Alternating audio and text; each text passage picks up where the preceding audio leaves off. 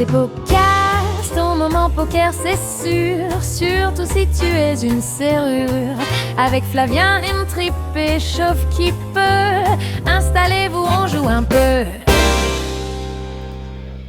Et on est parti les gars pour un nouvel épisode de podcast. Du coup, on va se retrouver aujourd'hui pour un programme juste après les Winamax Series, puisqu'on va parler aujourd'hui des WSOPC Europe. On va parler du coup des WSOPC à Aix-en-Provence. On va parler des Winamax Series avec le 3 million event, sur lequel on avait un petit challenge tous les trois. Et en thématique principale, on va aborder la transition online pour aller sur le live. Voilà. Donc on parlera un petit peu de tout ça, toutes les différences, quels sont les trucs à éviter peut-être. Et puis bien sûr, on aura un quiz, un start bench cut, une anecdote. Et aujourd'hui, l'anecdote sera racontée par Adrien. Non, c'est moi. Il était presque sur un sans faute. Ouais, c'était pas mal, c'est dommage. Il était à ça. Alors que finalement, la préparation... Elle sera racontée par Flav. Parce que sachez qu'avant ce podcast, qui dure à peu près 1 heure, grosso modo, on a quand même eu 45 minutes de discussion pour se préparer. Et malgré ça, des impairs. Bon. Ouais, c'est terrible. Bon, en tout cas, on est parti. Je vais lancer Adri du coup pour raconter sa petite actu du moment. Alors, et salut puis, à tous déjà, et j'espère que vos séries se sont bien passées. Pendant ces séries-là, il y avait un autre événement qui était un événement live, c'était les WSOPC Aix-en-Provence. Et du coup, j'ai regardé un petit peu les résultats donc sur Club Poker, Texas Poker, etc. Et je suis notamment tombé sur la table finale du High Roller, et il y avait un casting de très très haute qualité, ce qui me fait poser la question de l'intérêt d'aller jouer ça en live. Donc je vais vous dire quelques noms, vous me direz si vous connaissez. Donc le gagnant est Cascangian Anthony pour 71 000 euros. Je ne connais pas personnellement, vous pas trop non plus, j'ai l'impression. Nope. Mais par contre en deuxième, moi, on a Alexandre Réard, un certain Team Pro Unibet qui a fait toutes ses preuves évidemment en live, pour 46 000 euros. En troisième, on a Anthony Goss. Est-ce que vous savez qui c'est ? Je connais de nom, mais je le connais pas personnellement. Alors c'est pas un reg de live, mais c'est un reg online. C'est quelqu'un qui était l'élève de Showtech il y a quelques années et qui est maintenant chez Spinelli, donc du coup c'est un très bon reg online. Ensuite en cinquième, on a un certain Fabrice Bigot Castanet. Est-ce que ça vous dit quelque chose ? Fabrice ? Un certain Okay. Yepaki, donc qui rase les tables online aussi. Et C'est quelle année qu'il fait TF de l'EPT Paris lui ? C'est 2024 ou 2023 23, je crois. Il me semble. Ah ouais ? Non, 23, peut-être, t'as raison. C'est l'année avec Mehdi Chaoui aussi. Parce qu'il fait... C'est possible. Parce que je crois qu'il fait Player of the Year, enfin GPI France cette année-là, et je crois que c'est 23. Je suis pas sûr. Et ensuite, en 9ème, on a un certain Sacha Cohen, ou Cohen, je sais pas, ça me dit quelque chose. Qui est évidemment le membre du Streamgong qui aime bien, qui est à domicile finalement. Ouais, c'est ça. Dernière table télé qu'il a fait ici, il l'a gagné. Incroyable. Voilà, donc du coup c'était assez réguiche. Et quand on regarde les autres participants, il y avait aussi Cécile Ticher-Fatine et Florian Ribouchon. Donc sur les 17 derniers, on connaît la moitié des noms et pourtant j'ai aucune XP en live. Donc je m'interrogeais sur la rentabilité d'aller jouer ce genre de tournoi, quoi. Donc c'est pour info, c'est un 2K ça. C'est combien d'entrées, tu sais ou pas ? Si c'est un 6ème, ça fait 6 x 2, 12, ça fait 110 entrées à peu près, je pense. Ok, ouais. Ouais, donc c'est quand même un fil de bien condensé, quoi. Ok. Bah, cool. En plus, je sais pas si tu sais, mais du coup, Alex finit runner-up, mais il l'avait gagné l'année dernière. Donc, il avait encore l'opportunité de faire un back-to-back. Sa spécialité, du coup, c'est gagner puis faire runner-up l'année d'après. Ah, c'est ouf. Incroyable. Incroyable. Et ouais, et sur les WSOPC Europe, t'as Michou qui a gagné une bague 750 sur un PKO, je crois. Et il a gagné, j'ai noté quelque part, il a gagné 25 500 euros. Voilà, donc Comme quoi, il a réussi enfin à gagner un heads-up contre un fiche. T'as la ref, Adrien, t'as la ref ou pas ? J'ai pas les insides, mais c'est que Chauve, il a dû gagner un truc contre lui, non ? C'est ça ? Bah ouais, le 3 million event, mec. Ah, c'était contre lui, c'est vrai ça. Mais oui. Ah oui, magnifique. Très très beau. Heads-up contre Michaud, ouais. Incroyable. Et vous avez vu la petite vidéo où il est en train de fêter, du coup il a le trophée et il y a tout le monde qui chante derrière. Il a un sacré rail. Attends, je précise un truc, l'opposant de Clément, je sais pas si c'était un fiche. Hein. C'était pas une attaque envers lui, c'était envers Robin l'attaque. Hein. C'est bizarre la phrase. Ouais, mais bon, ça veut dire quand même. Non, je connais pas son opponent. Ok, bah cool en tout cas. Mais c'est vrai que Aix-en-Provence, je trouve sur le live, c'est une folie en ce moment. L'enchaînement WePT, WSOPCX, ça fait 2 ans que ça tourne comme ça. Ça devient une place forte du poker live. C'est le bon spot. Hein. C'est le bon spot. D'ailleurs, je sais pas si vous avez vu, il y avait une petite Le story de casino. Pierre c'est important de le pointer quand même, qui montrait les prix des snacks et compagnie, tu vois. Et c'est souvent un gros problème, on en reparlera puisque c'est le sujet un peu du jour du live, mais souvent il y a beaucoup trop de frais en live, c'est hors de prix, c'est un enfer de manger, ne serait-ce qu'en termes de logistique, d'organisation, il y a trop de monde, c'est trop cher. Et là, visiblement, c'était incroyablement bien organisé et très peu cher, donc c'est à pointer et c'est cool, quoi. C'est quand même une vraie composante, un truc qui... Presque des fois, je sais pas vous, mais on peut choisir ou ne pas choisir un endroit en live si on sait que c'est un enfer, les petits à côté comme ça, quoi. Ouais. Mais c'est marrant parce que tu me disais en off que tu préférais la transition de Pierre là sur le côté guide culinaire sur les restos parce qu'on le voyait pas souvent en TF ou sur les places. Alors j'ai pas dit ça, même si ça me ressemble. Les cadeaux Pierrot. Ok, est-ce que tu veux enchaîner sur ton actu, Ouais, Flavien? je commence par la première des deux. Bon, elles sont assez rapides, mais on va parler du 3 million event, bien entendu, puisque on ressort des Winamax Series, et c'était quand même l'événement principal. 3 million event, et donc il y avait eu 30 000 joueurs. Donc c'est à peu près la même chose que l'année dernière. Ouais. On avait discuté un petit peu en off, mais le prize pool était légèrement plus gros que l'année dernière à la même époque en avril. Donc quand même, légère augmentation du nombre de joueurs. Et on a eu une première place à 166 000 €. Je sais pas si vous avez regardé un peu le jour 3. Je sais pas si Robin, toi, t'as regardé un peu ce qui s'est passé. Moi j'ai regardé jusqu'à la 28e place. Parce que du coup, sans transition, bonjour, Chauffe qui peut a fait 28e, c'est ça, donc jour 3 du 3 million event. Donc on a un peu vibré, et du coup, félicitations à ceux qui avaient pris Chauffe qui peut dans leur last longueur. Il y en avait pas beaucoup, hein. Il y en avait pas beaucoup. Mais comme quoi, il fallait prendre, il fallait prendre la grosse cote. Et ce qui est très drôle, c'est que j'ai braque dans notre petit WhatsApp à genre 23h en mode ouais les gars, je viens de faire 4 centièmes du 3 million event, j'imagine que vous êtes pas dedans, donc j'ai gagné le last longueur et tout. et 2 heures plus tard, t'envoies je suis qualif au jour 3, j'étais là en plus, il y avait un beau stack. stack. Et c'était du coup, le jour 3, très très cool. Il y avait également Inos. Alors, il avait pas mis pas mis officiellement son pseudo, enfin il n'avait pas communiqué dessus, mais une fois qu'il a sauté, Antoine a dit son pseudo, qui a fait, je sais plus, c'était quoi son pseudo? Il a fait 9ème, donc tu peux le retrouver, je crois, son pseudo, il fait 9ème. Et voilà, du coup c'était très cool. Et big up aussi à Capasco John, qui a deep run ce jour 3 et qui a gagné le leaderboard des séries.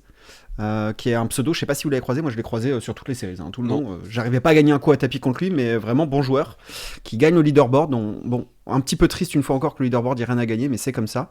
Et également big up du coup à Ponce P et Emilien, qui ont commenté ce jour 3, et moi j'ai adoré, je sais pas ce que vous avez pensé, mais moi j'ai adoré ces commentaires, et j'ai trouvé que la jauge était parfaite. Enfin, j'ai trouvé que la jauge était très bien justement en termes de technicité, que ça rendait le tout bien digeste. Non. En fait, j'ai un parti pris, non pas parce que j'ai envie d'aimer ce qu'ils font, mais parce que je me pose la question moi quand je commande de quelle est la jauge de technicité, et je trouvais qu'elle était vraiment très bien placée. Voilà. Allez, vas-y, tire-moi dessus. Ok. Non, moi je t'ai pas dessus, moi je t'ai dit en off ce que je pensais. Je trouve que, tu vois, quand t'as un Emilien qui vient commenter, je comprends que ça soit pas le cas, parce que c'est pas la cible sur le moment, etc. Mais moi j'attendrais plus de technique. D'un mec comme ça, j'ai envie qu'il me décortique tous les coups, qui donne tout. Je sais que ça serait moins agréable à suivre pour la plupart des gens peut-être, et du coup ça rendrait le stream peut-être moins intéressant et peut-être qui plairait à la masse. Mais moi c'est vrai que Emilien, je le trouve incroyable techniquement. Et j'aimerais qu'on profite à 100% d'avoir de la value de ses commentaires comme ça. Et je suis sûr qu'il a eu des guidelines pour qu'il soit moins dans la technicité, qu'il soit plus vulgarisé, on va dire, ce qui est normal, je le comprends. Moi, en tout cas, j'aurais préféré que ça soit plus encore technique, parce que c'est ce que j'aime quand je regarde. Mais après, voilà, c'était très bien, et je trouve qu'il passe très bien en stream, il passe très bien globalement en com. Je l'avais dit quand il avait été pris Team Pro, sur la communication, j'avais un petit bémol, je savais pas trop à quoi m'attendre. Je trouve qu'il est très sympa, il répond bien, il est structuré dans ses réponses. Souvent, Ponce P lui demande 3 questions en même temps, il répond à la première et il attaque les autres après. C'est très facile à suivre, quoi. Il est très pédagogique. Ouais, c'est vrai que c'est une vraie qualité pour commenter, on se rend pas compte, c'est qu'il suffit pas d'être bon au poker, il faut aussi bien s'exprimer dans un bon français avec une bonne locution et être organisé dans sa pensée, et il est vraiment très bon, il a un capital sympathie, donc non, c'est top. Et oui, il y a une guideline, c'est évident. Après, franchement, c'est trop compliqué d'aller loin dans la technique quand t'as 4 tables en simultané. Si tu veux garder un peu le flow de l'action, c'est presque plus facile pour moi à la limite quand je commente les tournois live parce que le flow est lent. C'est vrai qu'il y a les Et il y a katas. aussi un autre truc qui est très très important, c'est que le live est cards up et que si tu rentres trop loin dans les considérations stratégiques, tu donnes des guides, tu aides les joueurs sur ce qu'ils vont faire dans les mains futures. Et ça, c'est quelque chose qui est énormément mis en avant. Je sais que quand j'ai commenté des tournois live online, des tournois online, et c'est un truc qui revenait tout le temps, c'est qu'il faut pas aller loin dans l'analyse juste pour ça, parce qu'en fait, tu fausses la stratégie. Littéralement, tu dis, bah là, il a une image un peu tight, il fait ceci, il fait cela. Ok, le mec se dit, bah tiens, il entend ça, il se dit, bah ok, j'ai une image tight, je vais en profiter, je vais faire ceci, cela. Tu vois, enfin. Tu peux pas rentrer dans le détail pour ça, Ouais, bien t'influences sûr. vraiment le jeu sinon. Je rajouterais un truc important. Je sais pas si tu veux dire un Non, truc, allez-y, Adrien, c'est parce qu'on pertinent, monopolise la pour une parole fois, j'en Flav. Quel bâtard. Mais il y a un truc que je trouve incroyable avec Emilien, et qui pour moi est la marque vraiment des plus grands, sincèrement, ce que je pense vraiment, c'est qu'il a aucun jugement dans la façon quand il décortique les plays. Tu sais, il va jamais te faire comprendre que le gars, c'est un fiche ou qu'il il est mauvais, ou il va vraiment avoir un espèce d'approche uniquement. Je trouve qu'à aucun moment il fait sentir au joueur dont il parle du coup qu'il est mauvais ou qu'il il est avait pas quand au même niveau, il avait quand même par ces rapport à lui, petites tu phrases vois. qui ressortaient souvent qui voulaient dire que ça puait quoi. Genre je sais plus quelles étaient ces phrases, mais Ouais, non mais- mais elles étaient très bien choisies. Mais il y avait c'est pas optimal, c'est Moi, je trouve surprenant. que je suis Enfin, il y avait sensible deux à trois ça. petites phrases où tu sentais que ça voulait mettre, c'était un petit taquet quoi. Ouais, mais tu vois, moi j'ai un niveau qui est catastrophique et j'adore être un peu piquant sur les joueurs et tout. Et je trouve que les mecs qui arrivent et qui sont vraiment forts et qui arrivent à garder juste le côté technique et pas se concentrer sur le côté humain ou niveau global du joueur, etc. Je trouve ça impressionnant, surtout quand c'est à ce niveau-là, tu vois. C'était mon ressenti après Bon, l'avoir écouté. en tout cas, on les a bien saucés. Enfin, moi, en tout cas, j'ai bien kiffé ces commentaires. Il aurait juste fallu que ce piètre joueur de chauffe qui peut fasse mieux que 28ème, mais bon, c'est comme ça. Et toute petite. Ouais. Mais attends, si on est honnête, il y a eu quelques petites erreurs techniques sur le stream sur le début, Ponce était un peu en galère. Et pourtant, c'est pas le moins Ouais, expérimenté. Mais il y a eu quelques petits Ouais, mais- plantages au début, je sentais que ça galère. Je sais pas si c'est la pression d'être avec Emilien, mais c'est Ponce P, c'est un peu comme toi avec les bafouillages, la langue qui fourche en début. Ouais, Il le c'est fait vrai. à chaque fois en début de stream. Ça, c'est sa spéciale. Ok, c'est le temps qu'ils se mettent Ah, il a en toujours route, un quoi. peu. Et non, micro news, Ouais. et ensuite je vous laisserai la main. Sur juste une application, sur Club Poker, ils en ont pas mal parlé, c'est My Poker Series, qui est une. Bon, c'est très d'actualité puisqu'on va parler de live aujourd'hui. C'est une application qui recense l'intégralité des tournois qui ont lieu à Vegas. Et pour les gens qui veulent organiser un Vegas, bah, c'est hyper important parce qu'il n'y a pas que les WSOP et on veut jouer des tournois un petit peu partout pour combler son planning. Et c'est souvent dur de s'y retrouver parce qu'il y a beaucoup de casinos, beaucoup de tournois sur plusieurs jours. Et tu t'inscris à un tournoi et merde, bah, il termine au jour 2, il y a un jour 2, il y a un jour 3, puis c'est au moment où je voulais jouer ce tournoi et c'est vraiment une galère et c'est toute une organisation. L'appli s'appelle My Poker Series. Je ne l'ai pas encore utilisé donc je pouvais pas vous faire un retour, mais je commence à regarder ça pour faire mon programme là. À savoir qu'il y avait une autre application un peu du même genre mais très bordélique qui s'appelait Poker Atlas que j'utilisais avant. Et voilà, My Poker Series, donc qui recense l'intégralité des tournois qui ont lieu à Vegas pour faire votre programme. Il y a des notations sur les structures et il y a également les structures des tournois à l'intérieur. Donc voilà, si vous voulez faire votre programme pour Vegas, n'hésitez pas. Alors je crois qu'elle est payante, il y a un abonnement sur l'année. Mais bon, ça, franchement, ça vaut le coup. Hein, je vous ferai un petit retour lors de la prochaine émission. Voilà. Ils t'ont rémunéré combien pour faire la zéro. pub là Je vais, mais Tu pars. C'est Mais tu vas je après, vais leur envoyer un petit mail juste après le record là et je vais leur dire je supprime la séquence du montage si jamais vous me payez pas. Ok, très bien, ça sera coupé de façon Non mais Adrien, sincèrement Je pense blague à part c'est on t'entend t'entend pas, pas. Adrien. Si. ah bon Ah, c'était. non ouais. mais c'est vraiment dur d'organiser son Vegas, on en reparlera, mais il y a tellement d'offres et les tournois sont tous différents, les casinos ont tous des structures différentes, enfin c'est le bordel, donc c'est hyper important pour s'organiser quoi. Ok. Bon, du coup, je vais jump sur mon actu. Moi, je voulais parler des WSOP C Europe. Non, WSOP Europe. On va y arriver. Mais j'ai pris beaucoup de plaisir à suivre ça. Déjà, il y avait un casting de fou. Je sais pas si Ouais. vous avez suivi à 20 Left, il y avait 3 FR top monde. Il y avait Sonny Franco, il y avait Benjamin Chalot et Thomas Echen. Le stream pour les WSOP, je comparais par rapport à l'EPT, moi que je suis beaucoup en stream, notamment, qui est sur un buy-in similaire, parce que le buy-in du main WSOP Europe était le même que celui Soit 5 000 de euros, l'EPT. c'est ça Et franchement, il y avait Soit 5 plusieurs... 000 euros, c'est ça Il y avait quoi? Ok. Ouais, 5003, ouais. Et je crois que d'ailleurs, c'est la première qui faisait à 5003, parce que les années précédentes, c'était autour de 10K. Donc, ils ont baissé ça. On en est à ce je stade-là, pense, il connaît même pas le target, buy-in du tournoi Adrien quoi. Genre il en a Ah cette ouais, répugnance non. du live quoi. hein. Ouais, Ah non, mais en plus, ça vient de changer, donc pour le coup, tu vois, c'était pas évident. Mais du coup, le stream était hyper agréable à suivre. J'ai pris vraiment beaucoup de plaisir à suivre. Et il y avait plusieurs tables qui étaient streamées, un peu comme tu l'as sur les Tritons. Je connais personne, du coup, à l'organisation du WSOP, mais voilà. Mais non, franchement, j'ai kiffé. J'ai vraiment kiffé. Je trouvais que c'était ultra quali. Les commentaires étaient bien. Donc franchement, c'était un vrai plaisir à suivre. Et en plus, avec le casting, Chalo, il a signé chez Winamax. Je pense qu'il a débloqué son run, quoi, en live. C'est une folie. Ouais, bah... Voilà, non, à la limite, on peut rebondir sur Thomas Echen, qui finalement signe la grosse perf, puisque c'est lui qui fait la table finale de ce tournoi à l'arrivée, qui malheureusement, il fait quoi, 6ème, si je dis pas de bêtises 6 ou 7, 7ème. Ouais, et je crois, il est arrivé en 7e. TF avec un stack très correct, donc il avait plus d'espoir que ça. Je crois qu'il arrive même 2ème en table finale en stack. Et malheureusement, bon, ça s'est mal passé. Puis cette paire de rois contre paire de neuf contre le futur vainqueur. Je sais pas si tu as son nom, mais bon, bref, Thomas, malheureusement, sa TF, ça a été un cauchemar. Il avait évidemment plus d'espoir que ça, mais bon, big up quand même. Et puis voilà. Le vainqueur, c'est un Lituanien. Je sais plus comment il s'appelle, mais je l'ai vu jouer et je l'ai trouvé très très bon. C'est pas un hold-up du tout sa victoire, je pense. Je l'ai vu sur les demi et sur la TF. Et bah, le niveau était globalement bon en TF, de toute façon. Ouais. Ouais. Après, il y avait un peu de choses fantasques aussi par moment, mais globalement, c'était assez sympa à suivre. Donc, ouais, moi, petit coup de cœur en tout cas. J'ai trouvé que ça m'a donné envie d'aller le jouer, tu vois. Alors que c'était pas un truc que j'avais du tout dans mon calendrier. Là, je vois en plus, je sais pas si tu as suivi, mais il y avait 2600 entrées sur le main. Ce qui, quand tu compares aux EPT, le record, je crois, sur un EPT, c'est Barcelone avec 2003. Okay. Ouais, mais ça montre à quel point le prestige d'un WSOP de ce genre est élevé, tu vois, les gens se déplacent plus que pour un EPT quasiment, quoi. Bon, après il y a forcément un côté, peut-être tu t'imagines que c'est plus soft, etc., mais juste le prestige du tournoi, il parle quand même, quoi. Et après c'est un par an les WSOP Europe aussi. Contrairement aux EPT où t'en as 5 par an, ça dilue aussi plus peut-être. Un jour, on fera une émission, on discutera de la notion de bracelet, tout ça. Est-ce que c'est légitime qu'il y ait des bracelets partout, online, tout ça. Mais c'est vrai que c'est un peu bizarre parce que là, en soi, ça a la valeur d'un bracelet, n'importe quel event de ces WSOP Europe, quoi.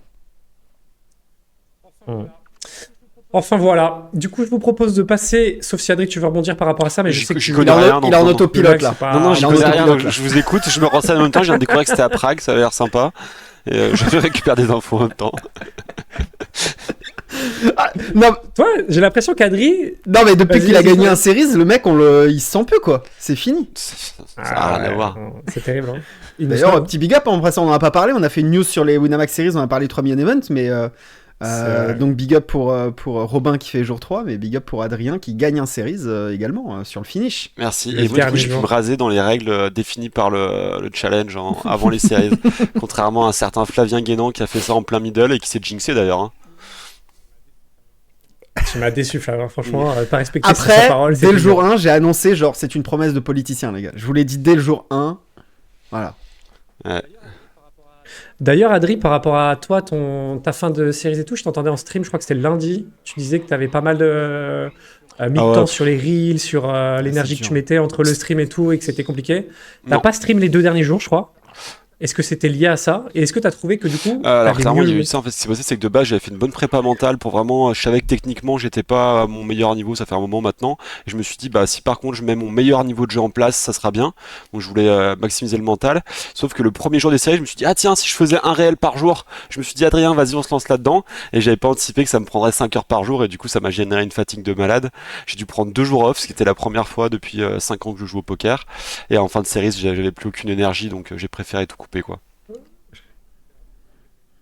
C'est vraiment bizarre que t'es fatigué sur les séries, je trouve, parce que tu vois, un reel par jour, streamer tous les soirs, scaler 3 trails de 40 bornes. Moi, franchement, j'arrive pas trop à capter, hein, c'est pas évident. Faudrait creuser, peut-être, te faire accompagner. Ok, en tout cas, ouais, gros GG pour les séries. En plus, je pense que c'était super sympa avec le Challenger Rasoir. Tu l'as pas annoncé, t'as fait la petite surprise le lendemain avec le reel et tout. C'était cool. Puis ça conclut en beauté, cool. Je suis content. Sinon, j'aurais ressemblé à José Bové, comme certains m'ont envoyé la photo. Ah mec, t'aurais été tellement beau gosse. Yes. Bon, je vous propose de jump sur la thématique principale, du coup, l'adaptation entre le live et le online. Et comme on le disait un petit peu en préparation de l'émission, parce qu'on a préparé l'émission pendant 3 heures, évidemment. Ça se ressent, en mais général, notre onglet actu a duré 25 minutes déjà. Là. Ouais, c'est vrai, on a été gourmands. Mais c'est vrai que la transition se fait plutôt en général du côté online vers le live. Donc on va plutôt le traiter dans cette dimension-là, même s'il peut y avoir l'inverse. Donc voilà, écoutez, ce que je vous propose, moi, c'est peut-être de ressortir pour vous chacun les différences que vous voyez, et peut-être la plus grosse différence, et puis ensuite de la traiter point par point. Est-ce que tu veux commencer, Adrien ? Pourquoi pas. Alors, la plus grosse différence que je verrais, c'est dans le côté technique, les actions qu'il faut mettre en place. J'ai l'impression que les solutions qui sont les plus optimales sont pas celles que j'utilise online, et notamment par rapport au fait que les gens vont beaucoup plus flat, payer en position, etc. Même call des 3 bêtes, des sur-relances. Et donc, par conséquent, faut dévier. Je ne sais pas encore de quelle façon, mais je me rends compte que c'est pas optimal d'aller prendre des 3 bêtes light avec des bloqueurs si le mec il défend tout derrière, quoi. Donc pour moi c'est ce qui m'a le plus choqué, on va dire, ouais. Si on résume en 2 mots, c'est les gens sont éclatés, faut jouer différemment, c'est ça qu'il voulait dire. Ouais, moi je vais le résumer à la Emilien, c'est que les gens veulent beaucoup de la théorie optimale, et que du coup tu dois dévier pour être plus efficient. On fera appel à Emilien de temps en temps quand on veut reformuler un truc correctement. Au montage, on mettra le logo d'Emilien dès qu'on veut être politiquement correct. Exactement. Et ok. Et toi, du coup, c'est vraiment les 3 bêtes live qui t'ont choqué sur le call. Si t'as un truc qui différencie le field online, enfin live par rapport à online, c'est le premier point qui me vient, mais je pense c'est pas sticky pré-flop, mais post-flop, j'ai l'impression qu'au contraire sur 2 barrels, ça va folder tout sauf top pair, quoi. Donc j'ai l'impression qu'il y a d'autres adaptations comme ça. Et puis il y a aussi le faible nombre de mains, moi, qui me perturbe énormément. J'ai regardé, je crois qu'on joue 80-100 mains par jour. En une session online, on en joue 4500, donc c'est un truc, c'est hyper compliqué à gérer. Et il faut avoir confiance en soi pour pas être impacté par que ce soit la carte distribution, comment tu hits les flops, quelles vont être les réactions de tes adversaires, et donc du coup ça me paraît être tout un monde à appréhender, quoi. 80-100 mains par jour, ça me paraît faible. Je crois qu'on fait entre 20 et 30 mains par heure, je crois, sur le live, non ? Tu vois, tu du FND, tu fais 2 tours de table. Tu joues 6 heures, on va dire, en moyenne, vois. du coup tu fais 6 x 3 10, ça fait 180 mains, quoi, mais ça... Ah, je vois d'où vient le... C'est parce que toi, tu joues 6 heures en moyenne. Je la ramènerai pas trop non plus, Robin. On a fait les... C'est vrai que là, c'est un peu un combat d'infirme, donc attention quand même. Il y en a qui se bat avec un moignon, l'autre il lui manque un œil, ça ne rime à rien. Non, moi, en vrai, en général, je vais jusqu'à la fin du D1, mais je passe pas les D1. C'est ça mon problème. Du temps, je joue la journée, moi. Ouais, c'est vrai. C'est ce que je me dis souvent. Ok. Toi, Flav, qu'est-ce que tu verrais en première grosse différence ? J'ai un autre truc principal, mais par rapport à la technique, le truc qui diffère le plus pour moi, ce serait la notion de sizing. Où vraiment, il y a des dingueries à faire comparé au online. Tu fais vraiment des sizing. En fait, de toute façon, le poker, dès lors que tu joues très très exploitant, t'as des sizing qui sont tellement différents de ce que tu ferais contre des bons joueurs. Et je pense qu'en live, tu peux faire tout le temps exactement le sizing qui arrange ta main. Tu vois, c'est un concept de base qui est assez incroyable, quoi. Bref.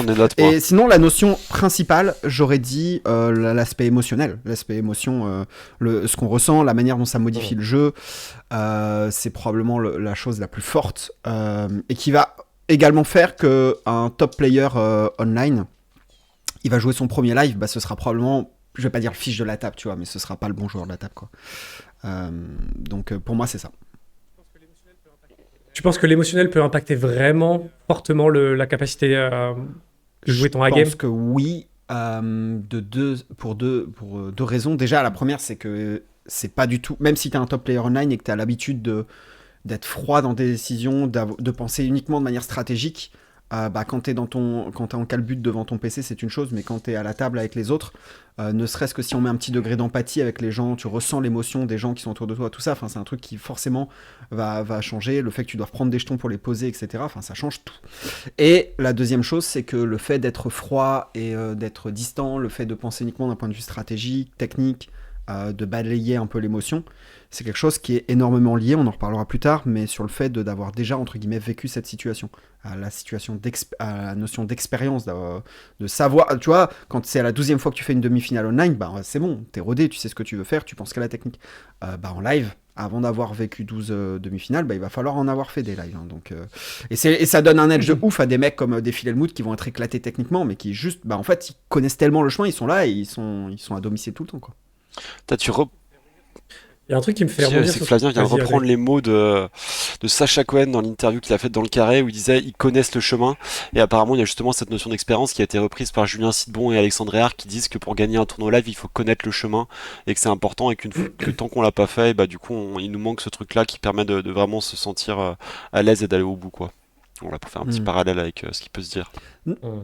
Tu vois, c'était la phrase que j'avais utilisée quand Ponce P m'avait posé la question WIPT, pourquoi selon toi Jérémy Cochard va plus facilement perfer ce tournoi-là? Et j'avais dit, c'est parce qu'il connaît le chemin en fait. Et quand tu connais le chemin, c'est tellement plus simple. Regarde, même un mec éclaté, il peut faire jour 3, il va refaire jour 3 du 3 million event qui s'appelle Flavien ou Robin, et il va le refaire, et il va le refaire, et il va le refaire, tu vois, juste parce qu'on connaît le chemin. Mais est-ce que tu penses pas qu'un Jérémy Cochard, par exemple, tu subis une petite pression parce que les gens attendent que tu ailles loin, tu vois? Il y a un peu le côté, des fois, où tu es attendu, du coup. Mais je crois qu'il a dit que ça l'avait vachement libéré d'avoir bust une fois et tout. Pour une fois. Okay. Mais je crois évidemment. Tu vois, pour le dire d'un point de vue personnel, parce que du coup je l'ai vécu. Mais quand je fais 3 fois jour 3 du 3 million event et que je fais 2 TF dessus, tu sais que la 3e fois j'avais tellement d'attentes sur les épaules que presque au moment où j'ai bust, 18ème, j'étais pas triste quoi. Alors que 18ème, franchement, enfin, voilà, c'est casse-couille comme place, tu vois. Et genre, j'étais en mode, ça va, écoute, au moins, c'est bon. Il voit que je suis capable de buzz de ce tournoi-là et je suis tranquille, quoi. Je suis libéré. Ouais, ça va. Moi, je voulais rebondir par rapport à ce que tu disais sur l'expérience. Tu sais, quand t'as jamais vécu une situation et que tu la vis pour la première fois, ça peut être un peu stressant ou déroutant. Moi, en live, il y a un truc, c'est les règles du live. Et encore aujourd'hui, ça fait 3 ans que je fais du live, il y a des choses que j'apprends aux tables sur la façon dont ça se passe quand t'as le mec qui dit ça et qui, tu vois, sur le comportement par exemple à table, sur certaines règles de placement, sur, enfin plein de choses comme ça qui peuvent te déstabiliser si tu les connais pas. Et au début, je pense que ça peut être bizarre quoi. Quand tu... je te rejoins totalement là-dessus. Moi, quand j'ai fait mon premier live, c'était à la Grande Motte et justement avant ça, vu que j'étais coaché par Flav quelques mois avant, j'avais appelé Flav qui m'a donné quelques tips et tous les tips qu'il m'avait donné, j'ai pas du tout pu les appliquer parce que j'étais trop perturbé par le fait de devoir manipuler des jetons, regarder la valeur qu'il y avait dessus, savoir que je devais mettre les jetons à tel endroit, à tel moment, etc. Ah merde, le mec il a flat. En fait, il y a tellement d'éléments qui viennent juste remplacer le clic de la souris et le montant qui est indiqué que ça prend déjà une charge mentale énorme, ce qui fait que ça rajoute de la difficulté quand on n'a pas l'expérience. Mais c'est comme le vélo ou la conduite. Au début, on galère à réfléchir et à la fin, ça s'automatise quoi. Mais effectivement, il y a toujours des petites subtilités qu'on connaît pas sur les mines relances, les relances à l'américaine ou les machins, quelles règles s'appliquent, tout ça. Donc ça fait très boomer de dire relance à l'américaine. C'est ce que j'avais entendu comme terme. Il y a que les casinotiers qui disent ça, j'ai l'impression quoi. Non. Tu vois, c'est ton côté négatif, c'est vintage. Merci Emilien. Vintage, c'est plus il y a une line valorisant, un peu vintage. Mais je crois que ceux qui disent relance à l'américaine, c'est ceux qui comprennent presque même pas ce que c'est quoi. Voilà, tu vois, j'étais sûr, il sait pas. Non, c'est qu'il y a genre il le dit, mais il sait pas vraiment ce que c'est. Alors quoi. tu veux m'éclairer parce que du coup le principe de relance c'est qu'à la blinde, on peut relancer au minimum d'une blinde par rapport à la blinde de base, donc faire une relance à 2x et une attends, parce que là tu vas embrouiller tout le monde. Je te propose une définition très simple. Prends ton stylo, en fait, c'est du français, c'est-à-dire que là en France, on utilisait la relance à l'américaine, c'est quand tu dis relancer à au lieu de relancer 2. D'accord ? Si je relance à 2 big blinds, j'ai relancé une big blind en plus. D'accord ? Ce qui fait que le clickback, c'est de relancer une big blind en plus, donc à 3. Non, vraiment, je vois que ça veut dire quelque chose, mais ça nous aide pas du tout. Non, mais non, tu vas pas me faire genre que c'est pas clair. Ah si tu relances... Pour moi, c'est pas clair. C'est ça ou vous foutez de la gueule du La question, c'est de savoir... Ok, la grosse blinde, c'est... Les gars, la blinde est une big blind. Je relance à 3 big blinds. Ça veut dire que j'ai relancé de 2 bébés en plus. D'accord ? Donc le clickback, il est de 2 bébés en plus, donc c'est à 5 big blinds. C'est clair comme ça, non ? Oui, mais il y a une règle qui dit que tu dois justement faire clickback et du coup passer de 3 à 5, et il y a une autre où tu dis que ça peut relancer d'une blinde, c'est pas ça ?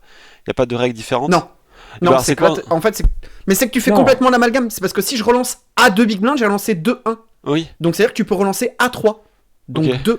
Mais c'est quoi les deux règles C'est quoi les deux règles qui s'opposent alors quand les gens disaient moi je pensais que c'était l'autre règle ? C'est ça, c'est ce que je te dis là. C'est ce que je te dis là, parce que si t'as pas la relance à l'américaine, c'est que tu relances. S'il y a une relance à 3 big blinds, tu relances à 6, tu peux pas faire 5. Parce que c'est relancé A et non 2. C'est soit x2. C'est juste ça. C'est soit x2, soit la différence entre la relance et le bet d'avant. Du coup. C'est quand tu peux faire le clickback avec American, A. c'est quand tu fais C'est la quand tu as le droit de différence. faire moins, quoi. Ok, de juste faire la différence. Ok. Ouais, par exemple, C'est celle qui s'applique sur la plupart. Ah, et sur online 100% aussi. des Online, mails, quasiment. Ok. online, tu peux clickback. Même online, Mais c'est ce en que fait, tu peux faire. si tu veux, la Ouais. relance x2, où il n'y avait pas le clickback 2, et bah c'était il y a longtemps, ça. Enfin, franchement, ça fait longtemps que ça n'existe Ça plus, n'existe mais ok. il y a des endroits encore, des casinotiers qui galèrent à l'utiliser. À la base, je crois aussi que c'était tellement compliqué à comprendre que les casinotiers se sont dit on se fait pas chier, on fait relancer 2x2 et voilà quoi. Parce que même les croupiers peut-être ils devaient galérer, il fut un temps, donc pendant longtemps en France il y avait pas ça quoi. Ok. Très bien.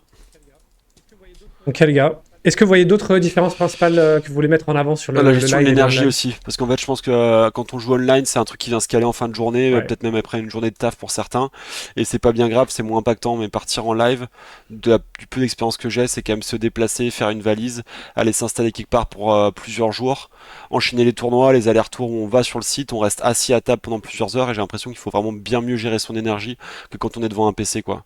Le fait de gérer le brouhaha qu'il y a autour, enfin j'ai l'impression qu'il y a, ouais, c'est tout un package quoi, qui n'existe pas online. Ouais. Moi, je trouve que les tournois sont plus longs en live aussi. C'est-à-dire que tu vas commencer à midi, si tu bagues souvent, tu vas Mhm. bagues autour de 1h30, 2h.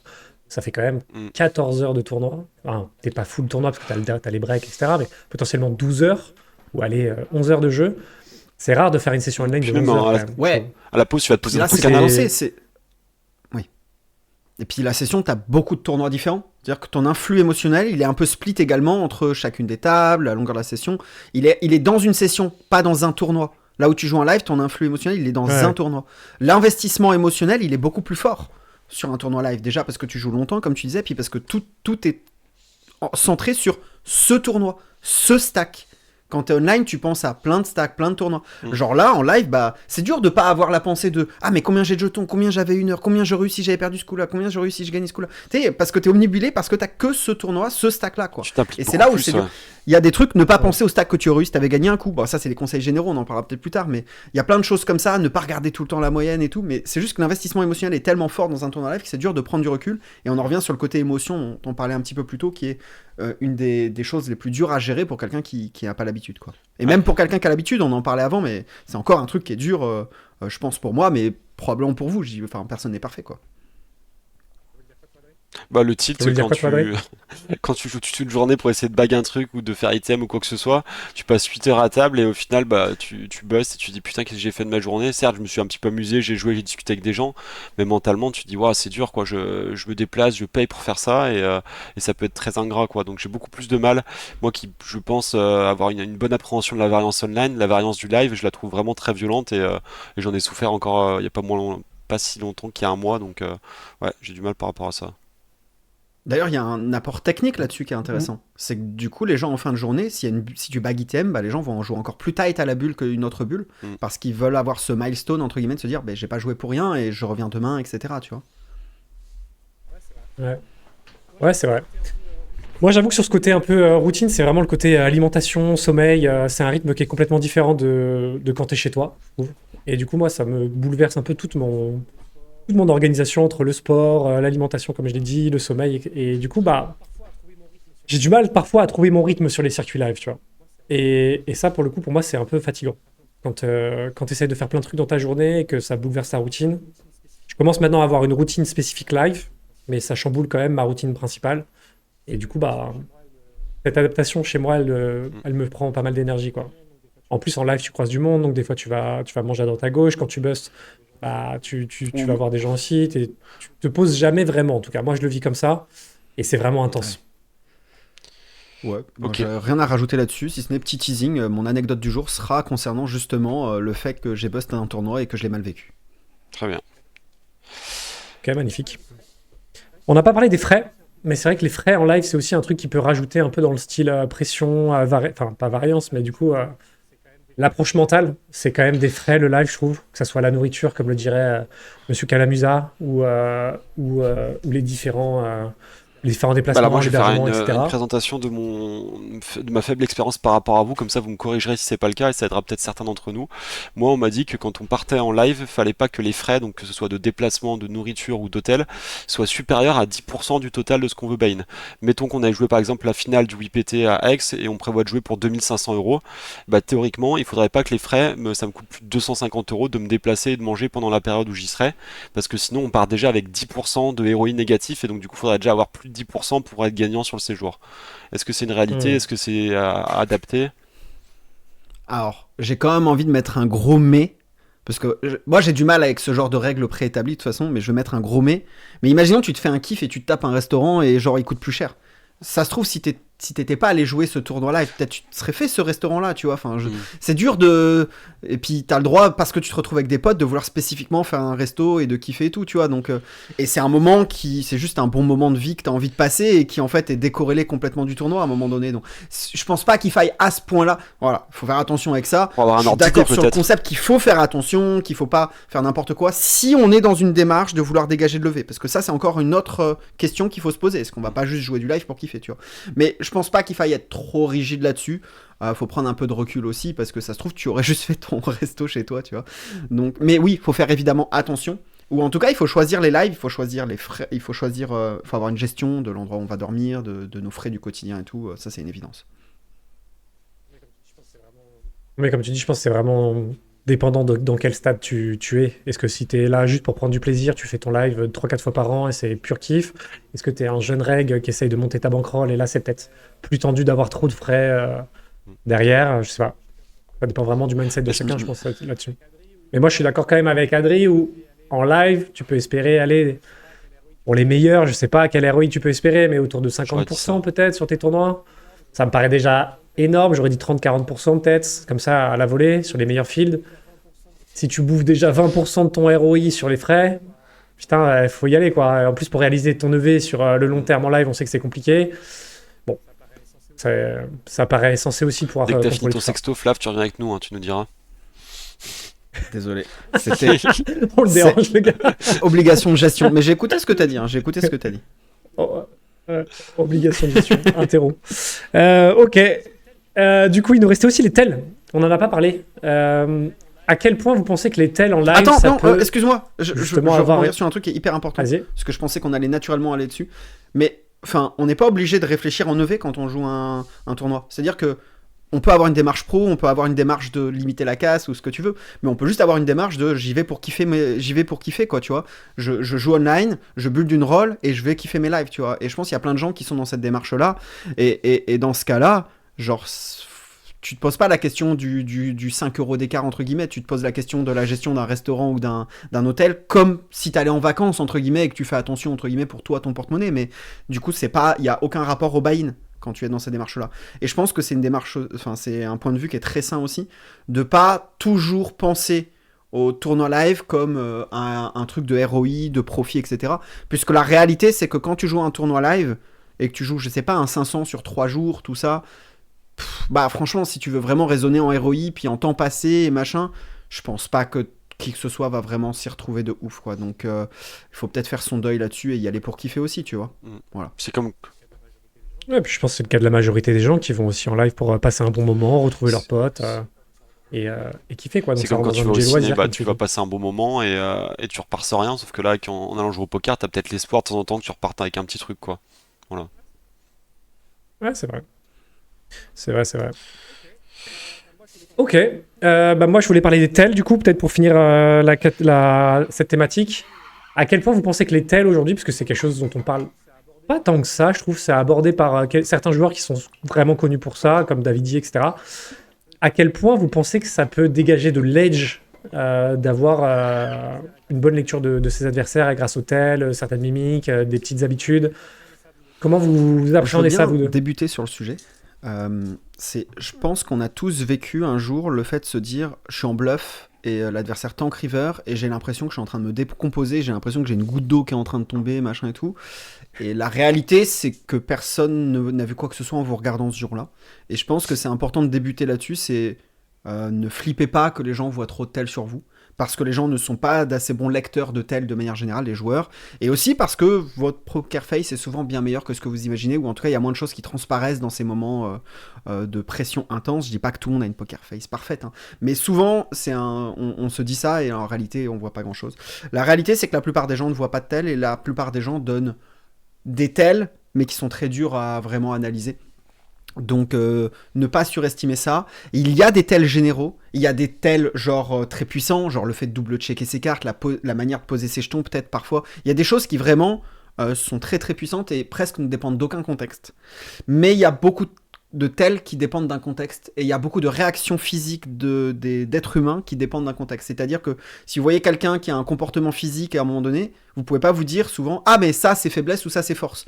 Typiquement, Il si on faut doit le prendre un comparer exemple, Flap, à un référentiel et d'avoir revu. Par exemple, un mec se croise les bras comme ça, recule dans sa chaise et tu dis ah mais ça c'est signe de force ou machin. Non, en fait, il faut essayer de comparer ça à une autre situation que vous avez déjà vue. Vous avez vu un showdown, il a réagi de cette manière-là. Ok, vous avez une base de données, vous avez un référentiel. Là, vous le voyez faire ça. Ok, ça veut dire que. Mais souvent, juste un agissement ne signifie pas quelque chose à proprement parler, donc il faut bien le comparer. Voilà. J'ai une XP là-dessus, moi, Flav, pas si longtemps qu'il y a 3 semaines, là, à Aix, à River, il y a un mec qui dit 3 barrels et il jam River, et je le vois sur sa chaise, il était comme ça. Putain, je me dis, le mec, il est pas à l'aise, c'est sûr, il est en bluff, je call, et il me dit, je suis désolé, j'avais juste des hémorroïdes. Et du coup, faut vraiment essayer bluff de ou pas contextualiser le truc ou pas. Mais Non, mais moi, c'est vrai, je peux partager aussi J'ai une petite des expérience hémorroïdes. là-dessus. C'est que moi, j'ai lu un livre spécifique sur les tels au poker. Alors, pas sur les hémorroïdes, mais sur les tels au poker. J'ai fait une série de vidéos sur YouTube où j'expliquais les tels, machin, avant d'aller en live et tout, parce que je m'étais préparé. Les 2 premières fois où j'ai analysé des tels, j'ai vu un mec qui tremblait de la main. Je me suis dit, putain, il est en stress et tout. Je le 4-bet all-in, snap call, paire d'as. Donc, je me suis dit, bah, rien compris au truc, quoi, tu vois. Donc, effectivement, le tel, la main qui tremble, je l'avais complètement mal interprété. Et la deuxième fois, c'est la lecture des cartes.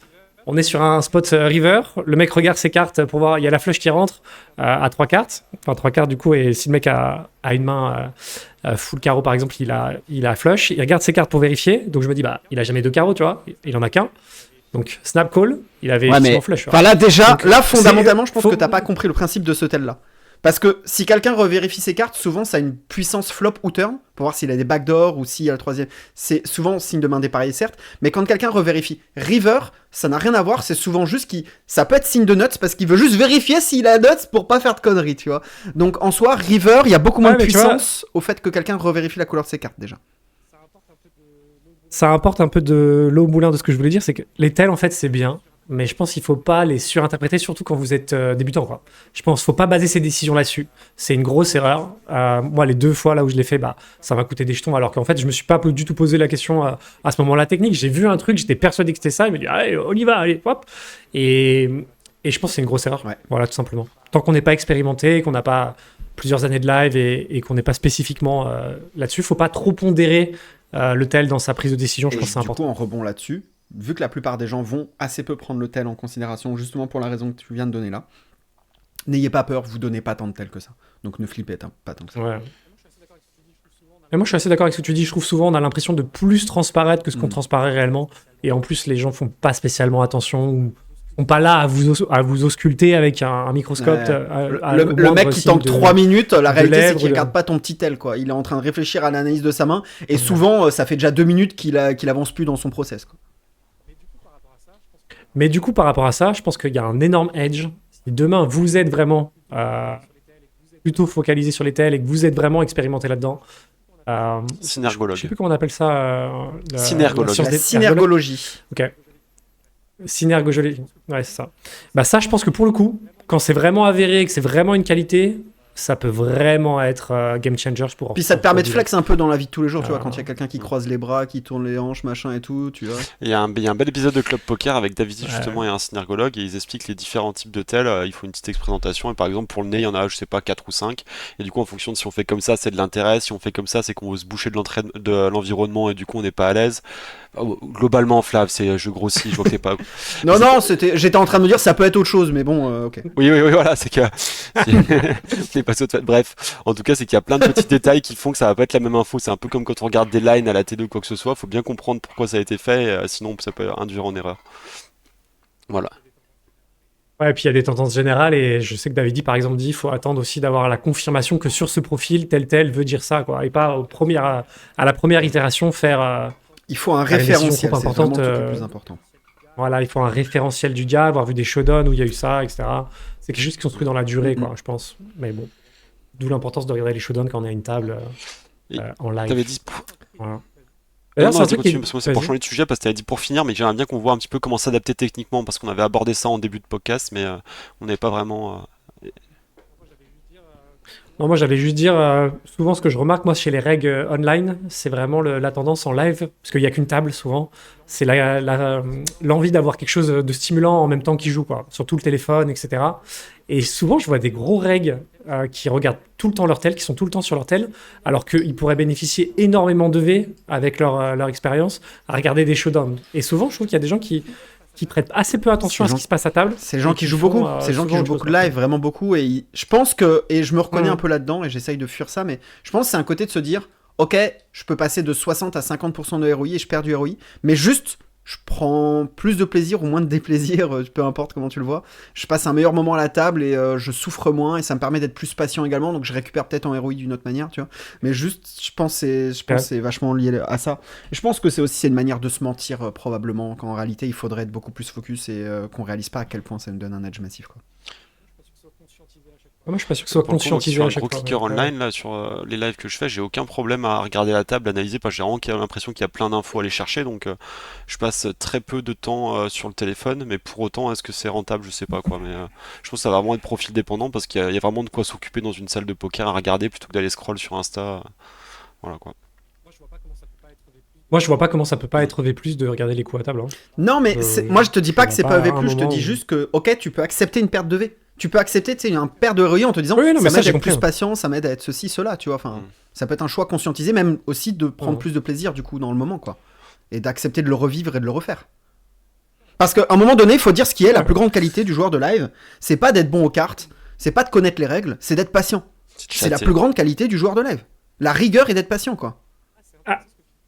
Ah, c'est intéressant ce que tu dis. Pour toi, si tu dois choisir une qualité chez un joueur de live, tu reprends les meilleurs joueurs, Ah, ça va être la en patience. tout cas, ça dépend vraiment des buy-ins. Tu me dis un triton, je te dis non. Mais tu me dis des lives au global, globalement plutôt, c'est vraiment clairement la patience. Parce que le mec qui a un poncé un peu plus. Le mec qui est, je sais pas, à 9 sur 10 en termes de technique, mais qui a 4 sur 10 en patience, et t'as un autre mec qui a 7 sur 10 en technique, mais qui a 8-9 en patience, je prends lui instantanément. Hein. C'est sûr et certain. C'est pas la différence de technique marginale qui va faire la diff en live, mais c'est vraiment la patience, la rigueur, etc. Quoi. La solidité mentale. Enfin, c'est vraiment ces qualités-là qui vont primer. Quoi. Et d'ailleurs, on le voit dans les profils qui vont perfer en live, sans même aller dans les top players et que tu penses à Alex Rare et compagnie. Juste, tu penses des mecs qui vont perfer en live. On va reprendre l'exemple de Jérémy, tu vois, Cochard, mais techniquement, il va être moins affûté que certains, mais juste, il a des qualités de live qui sont beaucoup plus fortes que d'autres, et c'est ça qui fait la différence, quoi. Ouais, mais c'est marrant ce que tu dis. Moi, j'aurais ni cité la patience ni la J'aurais technique. pas cité T'en penses Jérémy. quoi, toi, Adri? Non, je plaisante.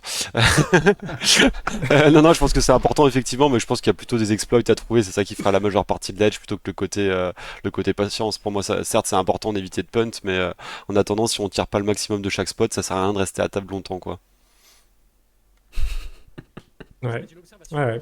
Moi, j'aurais dit l'observation. Je trouve que les très bons joueurs de live, c'est vraiment des gens qui s'adaptent très bien au profil, quoi. Donc, ça va un peu avec le côté exploit.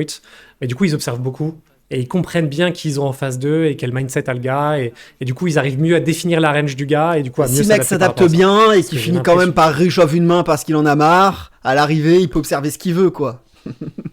Oui, non, mais il faut Non, non, toutes les mais qualités de toute façon. on est Mais d'accord, c'est vrai on est que d'accord. à pondérer, ouais. Ok, bah écoutez, si on est d'accord, tu voulais jump sur Ouais, je sur, voudrais juste qu'on une conclue autre sur partie, le Adri. côté technique parce que du coup j'avais abordé ça dans l'intro et savoir ce que vous en pensiez du fait que on voulait peut-être moins 3 bêtes des mains qui jouaient mal parce que ça allait trop call derrière et qu'on préférait avoir de la jouabilité, qu'on n'allait rien deny comme équité. Quelles sont vos adaptations techniques, si on pouvait en lister quelques-unes que vous mettiez en place en live, quoi. Dans les... Moi, je suis pas sûr qu'il faut suivre une adaptation technique. Je peux donner en des live, grosses règles peux générales. les À la partager limite, j'ai quand une même. grosse règle. J'ai une règle générale, c'est déjà les sizing au flop.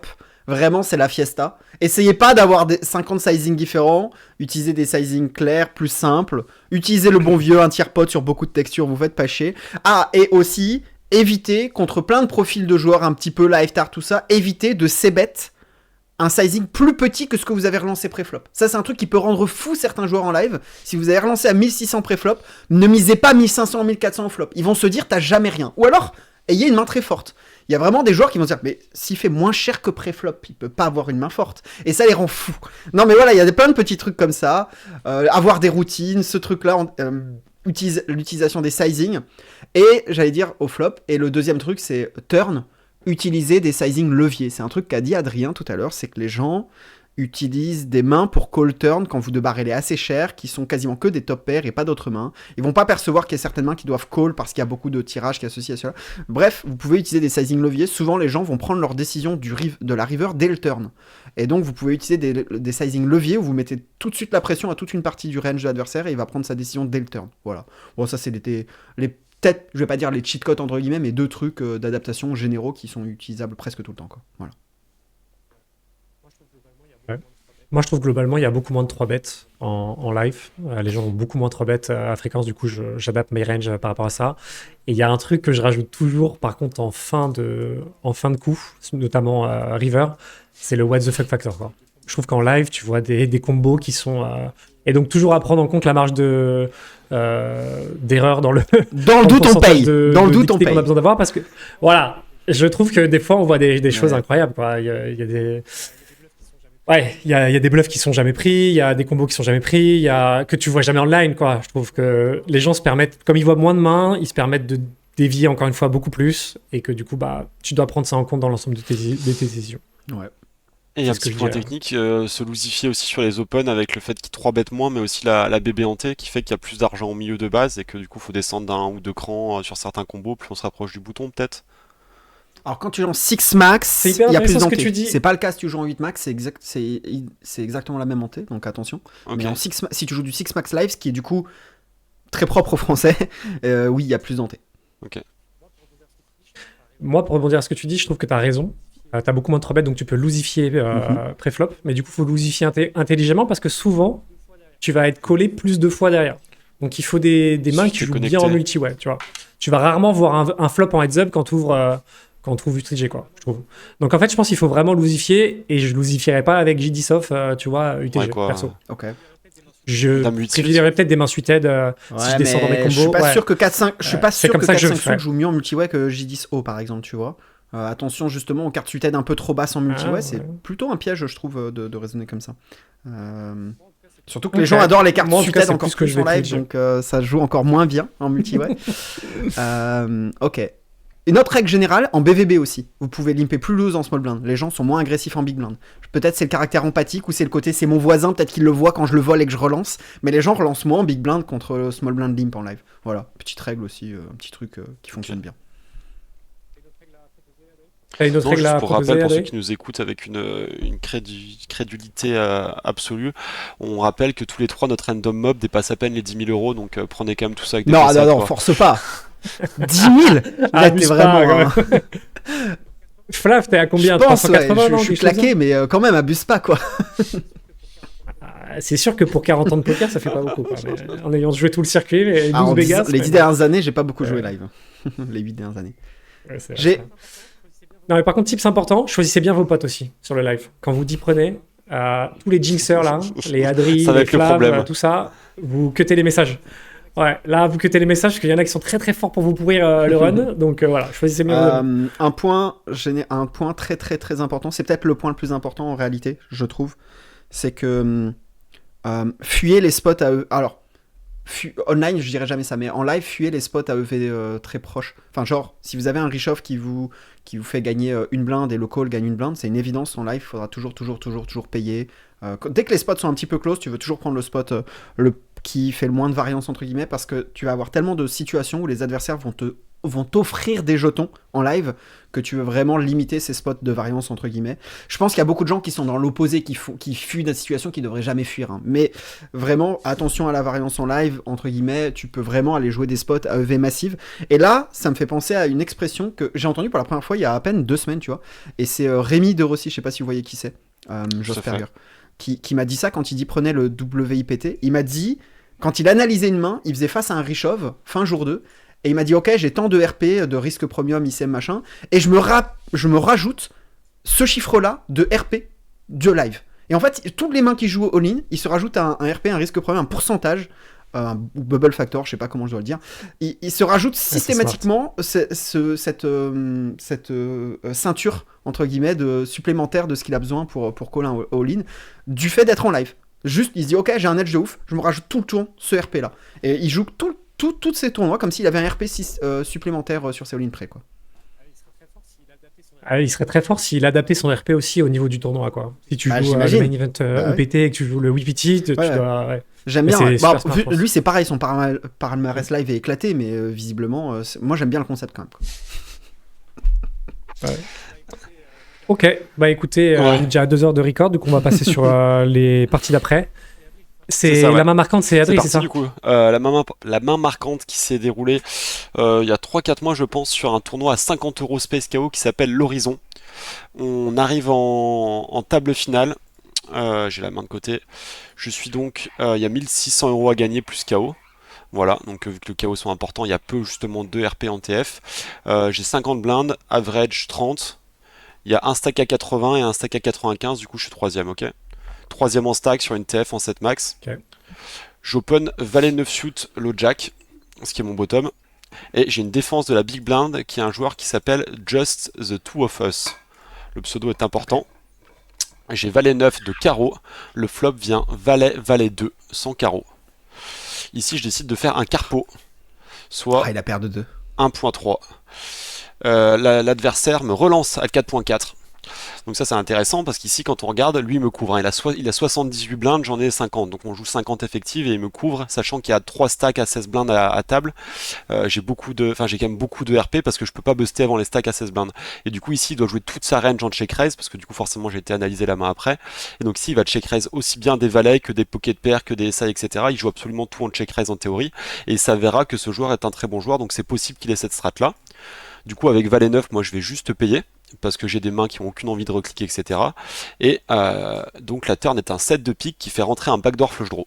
Donc le flop c'est valet 2, 7. Valet 2, 7. Moi j'ai valet 9 de carreau, il n'y a pas de carreau au board, et il y a le pique qui s'est ouvert à la turn. Il y a désormais 14 blindes au milieu, et on en a 47 derrière.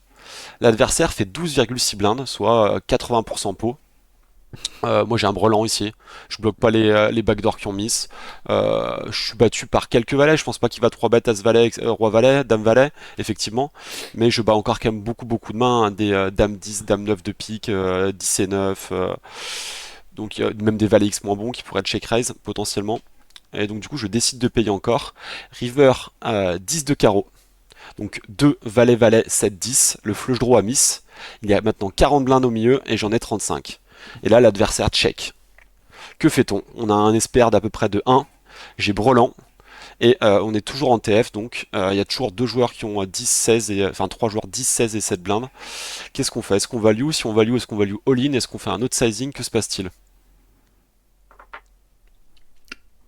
Valet 2, 7, 10, c'est ça. 17 plutôt. 7-10 avec backdoor pick qui rentre. Ouais, et qui manque river. Moi, je crois que je check back, les gars. Je crois qu'il est ultra polar dans ce spot. Je vois pas sur quoi je prends de la value ici. Et je crois que je check back. Ouais, le truc, c'est qu'avec la flush backdoor qui blanque, je vois pas des... Enfin, je peux voir des raisons de checker un certain nombre de valets en se disant que tu vas value assassin. Et de check des valets quand la flush backdoor rentre, par exemple, mais pas quand la flush backdoor ne rentre pas. Donc je vois un petit peu moins de valets qui check chez lui, même s'il peut y en avoir, bien sûr, ou des foules. Et je pense qu'il a aussi des mains qui ont attrapé des paires dans ses bluffs qui ont raise. Le flop, je pense à des 9-10, peut-être des dames 10, des trucs comme ça. Et je vais quand même value bet. Alors la suite de mon 9 importe aussi dans sa capacité à avoir des backdoors qui check raise, mais je crois qu'il peut check raise juste 19 off sans backdoor flush draw au flop, donc c'est pas si impactant que ça. Mais la suite de mon 9 pourrait avoir de l'importance, ça j'arrive pas assez à visualiser le board pour on n'avait pas là, il n'y avait pas le backdoor si flush ça change flop. Donc ça. Donc c'est le seul combo. Ouais, mais la suite de mon 9, tu sais si elle bloque des 9-10 suits chez lui ou pas. Tu vois, c'est ce qui est important quand tu choisis. Non, elle bloque pas, parce que par exemple, je veux target une main comme 19 suits pour le value. Et le fait que j'ai un 9 dans ma main est assez emmerdant, mine de rien, puisque ça bloque des mains que je peux un peu target que je vais value bet chez lui. Je pense néanmoins que je vais quand même value bet, et je pense que je peux utiliser un petit size ici. On peut utiliser un petit size. Ah mais tu vois, imagine, il a dame 10 de pique qui joue comme ça, je pense. Et tu penses qu'il te paye? Je pense que je peux avoir roi dame backdoor. Tu penses que t'as beaucoup de bluff dans ce spot, toi? Je peux avoir des mains qui tournent en bluff. ici, et je pense que on peut utiliser un petit size. En fait, je pense que si tu utilises un petit size c'est rare que tu utilises un petit size pour reopen le betting en position, mais je pense que tu peux quand même utiliser un petit size ou all-in. Ah, mais là, tu ouvres la porte. Moi, je bet call, mon frère. Alors, vas-y. Alors, ce que je me suis dit in-game, moi, bizarrement, j'étais encore assez concentré à ce moment-là du tournoi. D'ailleurs, c'est pas l'horizon, c'est l'Odyssey, mais c'est le même truc, quoi. C'est un 50€. Et du coup, je me suis dit, ici, il a des 10 qui ont hit déjà. Et moi, surtout dans ma value range, j'ai encore As-As, Roi-Roi, Dame-Dame, As-10 de pique, etc. Et du coup, je pense que ici, j'ai encore de la value et je vais value mes overpairs. Et donc du coup, vu que je veux value mes overpairs aussi, ce qui est peut-être assez signe, mais je pense qu'ils vont trop jam leur valet parce qu'ils s'attendent pas à ce qu'on réouvre, et bah du coup, je veux pas value all-in parce que mes overpairs n'ont pas l'équité nécessaire pour value all-in. Et du coup, même mes brelans, si je dois les réouvrir, je mets tout dans le même sizing. Et du coup, ce sizing, ce sera j'ai décidé de faire 20, donc mi-pot, me laissant 15 blindes derrière. Et du coup, j'ai décidé de faire ce sizing-là aussi avec valet 9, comme ça je peux value mes overpairs et je suis pas capé dans mon sizing, j'ai des mains très fortes dedans et donc tout prendra ça. Et du coup, c'est ce que j'ai fait. Et là, l'adversaire tank. Et évidemment, il fait tapis. Call. I call. Je pense qu'une fois que tu as joué comme ça, c'est cool, hein, je pense, parce que... Je sais pas, il suffit qu'il arrive à s'imaginer que tu bet fold 2 as de temps en temps, que quand tu regardes juste la cote que tu as, même si tu rajoutes le RP... Bah du coup, il fait tapis, donc ça fait 35 de plus. Juste on colle nos valets parce qu'il bloque les valets, et voilà, quoi. Et on fold le reste de la range. Il reste 15 derrière, 15 derrière, c'est ça. Il te reste 15 derrière. Ouais, call. Ouais. Call, bah moi je me suis dit qu'est-ce qu'ils vont bluff. Déjà, je pense qu'il y a 0 bluff. C'est un mec qui vient de reset son shark, enfin pas de changer de pseudo, pardon. Et du coup, je sais pas s'il est capable de bluff ce genre de spot, mais là on est en TF quand même. Est-ce que le mec va vraiment trouver un check jam, sachant que j'aurai 15 à mettre dans 115, quoi. Le truc, c'est que si le mec est vraiment bon, je pense qu'il peut trouver. Ouais. Je pense qu'il y a besoin qu'il le trouve tellement peu souvent en réalité. Ouais. Et c'est toujours pareil, c'est que tu calcules les combos qui te battent, mais c'est pareil, tu dois les pondérer parce que tu dis il les value pas tout le temps comme ça, de cette manière-là aussi. Donc au final, tu te retrouves avec très peu de combinaisons de bluff à trouver à très basse fréquence. Donc je call quand même. Et bah écoutez, moi je me suis dit que je voyais aucun combo de bluff, qu'il fallait que le mec soit très très compétent et qu'il pense que je puisse folder brelan ou over et que par exemple il transfo. Et vu que c'est la main marquante, il avait mieux. Et bah surtout vu que c'est la main marquante, ça s'est arrêté là, j'ai foldé. Okay. Parce que je me suis dit, j'avais ma line, je sais que j'en suis là, je sais que dans ce spot j'ai aussi bien valet 10 qui fait full, j'ai aussi carré de valet ou de 10 même qui fait, donc j'ai plein de mains à call dans mon top range encore, et ça je suis pas très content d'avoir ça parce qu'avec mon 9 je bloque des potentiels dame 9 etc ou je sais pas, donc bref. Je pense que si tu réfléchis en nombre de mains que tu dois call, quand même, si tu bet fold valet 9, il est probable que tu overfold, mais c'est pas grave en soi, j'imagine. Bah, je me suis dit, je connais pas le field, en tout cas, bref, ça s'est arrêté là, j'ai foldé et j'ai fait 6ème CTF alors que j'étais 3ème en stack. Mais du coup, je suis arrivé au 8PT Aix-en-Provence il y a 3 semaines et j'étais au bar comme ça, et là, je vois un mec un petit peu, enfin, même beaucoup roux d'ailleurs, mais sympathique qui arrive vers moi, il me dit, oh, tu me tripes et tout, machin. Je dis, mais non, incroyable, Capadoc, tu me connais, j'adorais regarder tes streams quand t'étais sur le stream gang et tout machin. Il me dit ah ouais bah moi aussi j'aime bien regarder tes streams et d'autant plus quand je te fais folder brelan. Je lui dis comment ça. Et il se trouve que Just the Two of Us c'était Capadoc, donc Nicolas Burtin, à qui j'ai demandé le replayer de sa main et du coup il me l'a gentiment envoyé et du coup il m'a montré la main qu'il avait. À votre avis quelle main avait-il? Donc c'était un bluff.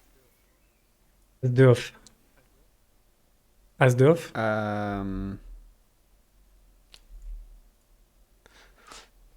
Je sais pas. Transfo un 10. Dame 9. Non, Dame 9, ça... ouais. Donc c'est 10 de pique. Valet 2, 7, 10. Dame 9 suité backdoor flush flop. Il avait Dame 10 off avec la Dame de pique.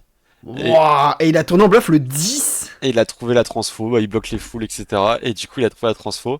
Et in-game, sur la TF, il m'a dit, je viens de te bluffer et tout, machin. Je dis, oui, c'est bon, on la connaît, ça, tu sors de nulle part, t'as 200 games, machin.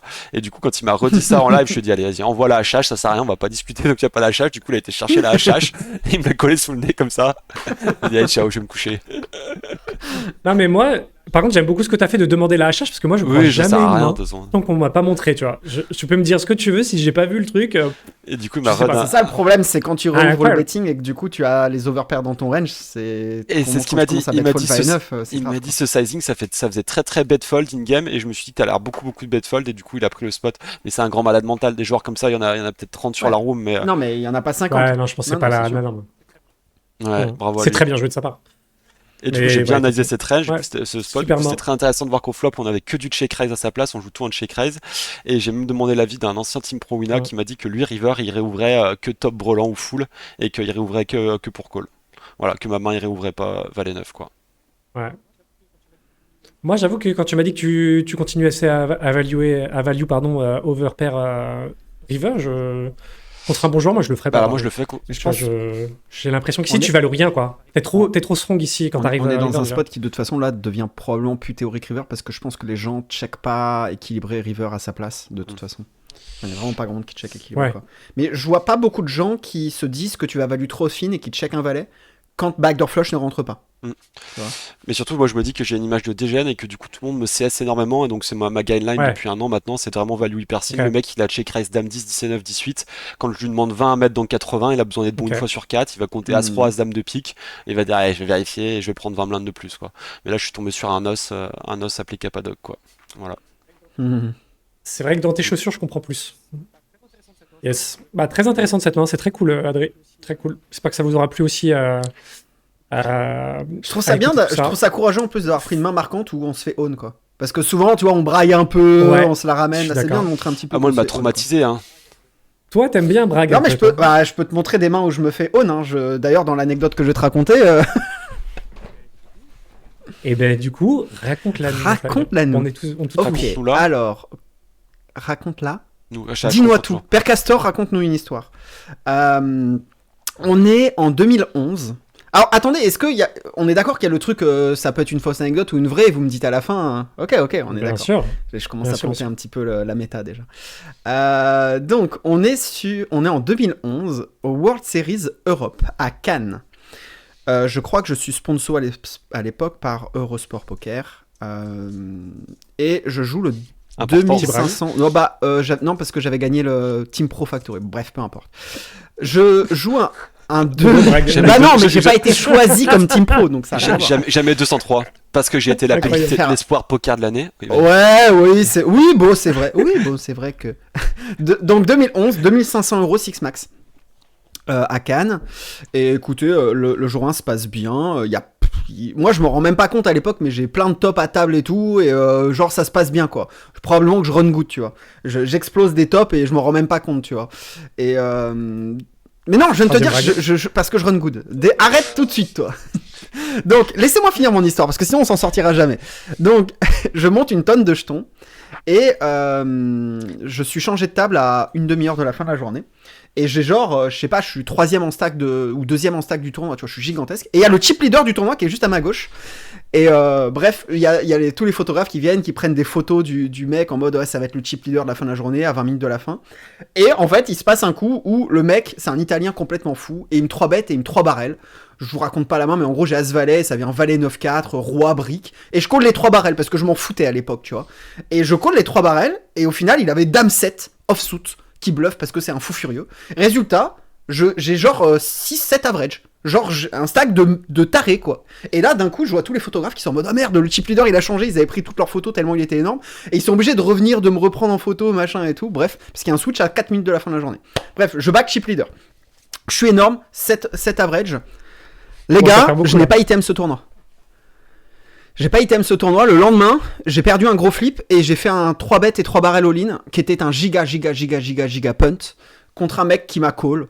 Genre sur 5-5-4, 2-4, il m'a call 2 rois et 3 barrels, il a call, et moi j'avais dame 10 dépareillé, bref. C'est même pas si stupide que ça théoriquement mon bluff, mais en tout cas c'est un punt. Et le mec, c'est lui maintenant qui a 7 average et qui va gagner d'ailleurs le tournoi au demeurant, et je fais même pas ITM. Et là, genre je bust et je me sens vraiment comme la pire des merdes comme jamais de ma vie. Parce que vraiment j'avais 6 average, c'est ridicule, c'est absurde, c'est une honte. Et genre je sors de la salle et il y a tout le monde littéralement que je croise, j'étais dans un Airbnb avec plein de potes, machin, et tout le monde me croise, et vu que j'étais chip leader, machin, énorme, ils me disent, mais attends, c'est quoi, c'est la pause, machin et tout, et j'ai croisé genre 12 personnes différentes en 10 minutes, qui m'ont demandé comment j'avais bust et tout, et j'avais tellement honte que du coup, j'avais pas envie de raconter la main.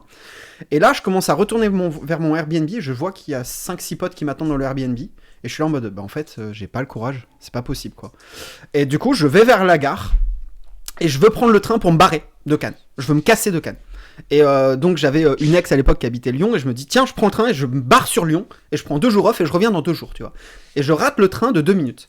Et là je me dis rien à foutre, je prends un taxi. Je veux tellement voir personne que je prends un taxi et je me casse sur Lyon. Et donc je rentre dans le taxi et là je lui dis je veux aller à Lyon. Il me regarde, il me dit pardon.